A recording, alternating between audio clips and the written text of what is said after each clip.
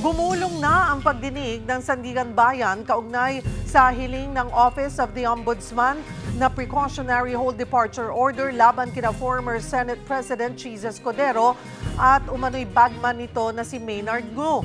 Para sa update, magbabalita live si Mobile Journal Arles de los Santos. Arles.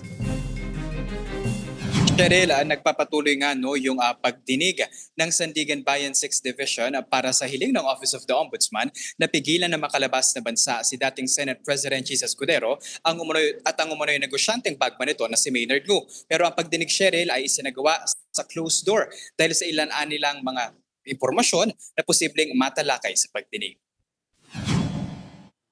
Wala pang kaso si Escudero pero iniimbestigahan pa rin ito dahil sa posibleng graft, plunder at indirect bribery. 7 buwan yan mula nang madawit sa mga umunoy nakatanggap ng commitment o kickback mula sa flood control project. Sa Senate Blue Ribbon Committee hearing, matatanda ang Cheryl na idinawit ni dating Public Works Undersecretary Roberto Bernardo si Escudero na isa umano sa mga mambabatas na nakatanggap ng kickback. Sabi ni Bernardo, hiningan siya ng negosyanteng si Maynard Ngu na nagsilbi umunong bagman ni Escudero ng listahan ng mga proyekto noong 2024 at lumalabas na 2 beses umunong nag-deliver si Bernardo kay Ngu ng 20% na umunong commitment ni Escudero para sa flood control projects ng pamahalaan na aabot raw sa 1.4 billion pesos. Pero Cheryl, nauna nang itinanggi ni Escudero ang mga alegasyon na ito at tinawag itong pag-atake sa Senado at kanyang reputasyon. Cheryl. Arles, may update din ba sa iba pang nadadawit sa flood control scam na sina former House Speaker Martin Romualdez at pati na kay former Congressman Zaldico?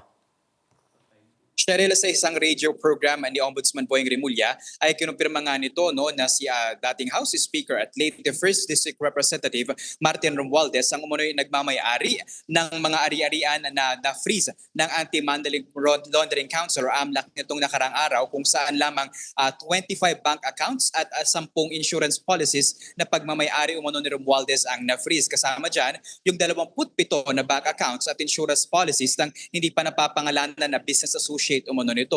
Ilang araw yan, Cheryl, mula ng pagbigyan ng Sandigan Bayan ang hiling ng Ombudsman din na pigilan na makalabas ng bansa si Romualdez at ma-freeze nga yung mga ari-arian nito dahil nagpapatuloy yung investigasyon kay Romualdez doon sa posibleng plunder at graft, gayon din yung direct at indirect bribery pati money laundering, no? At patungkol naman doon Cheryl sa paglabas ng order ng AMLAC wala pa ditong tugon si Romualdez pero susubukan natin na makuha ang kanyang panig dito. Pero doon naman Cheryl kay dating Representative Zaldico lumalabas nga na ayon sa kay ako Bicol Congressman na si Alfredo Garbin nasa maayos na kondisyon daw na ito, no? Ito raw ay base sa impormasyon sa kanyang pamilya, no? Pero wala daw tanging may direct at ang tanging may direktang komunikasyon lamang dito daw ay yung pamilya nga nito ni Ko mismo. Pero Cheryl, matatandaan natin na Sandigan Bayan na rin mismo ang nagsabi na pugante na si Ko o nagtatago sa batas kasunod ng pagkansela sa kanyang pasaporte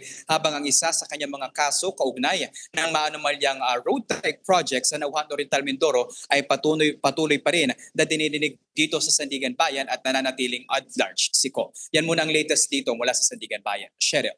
Maraming salamat, Mobile Journal Arles de los Santos.